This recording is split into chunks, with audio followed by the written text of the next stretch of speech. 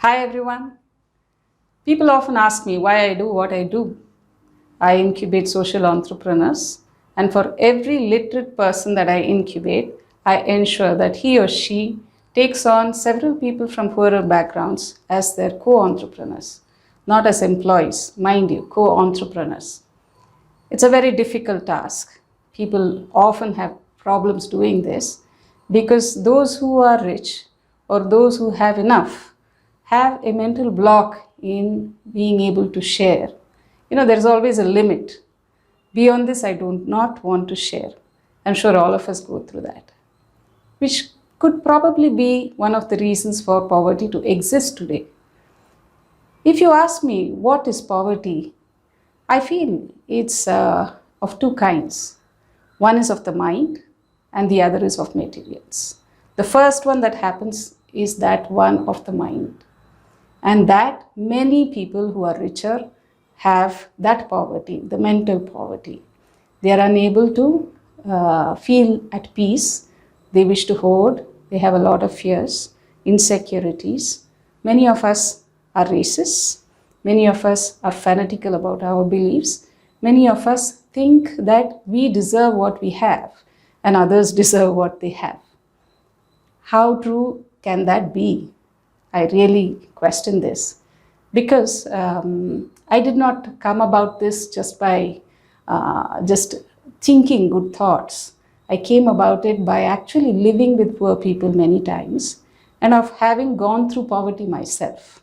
So it is not easy when you don't have enough money to take care of your health, to eat, to clothe yourself, and to put a shelter over your head.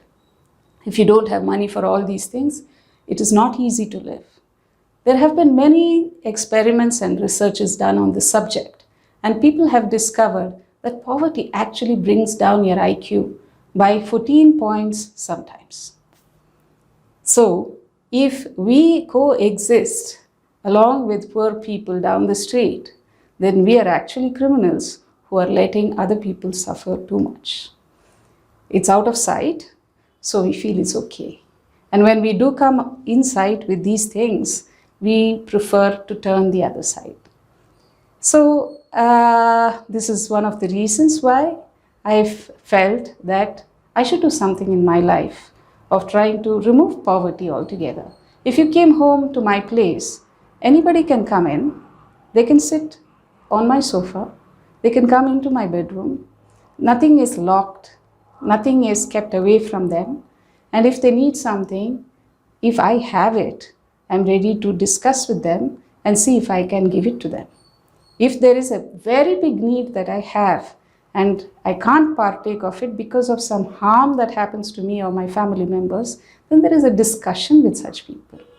Oftentimes, however, I find that the poor people that I help actually rally around me and help me in my times of need.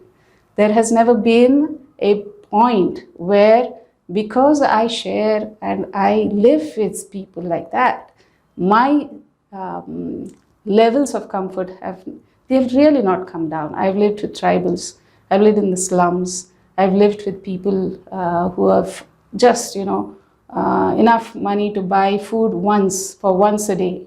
And each time their need for survival pushes them to such brink. They may be nice to me, but when evening time comes, they may be involving themselves in nefarious activities, maybe in theft, maybe in cheating.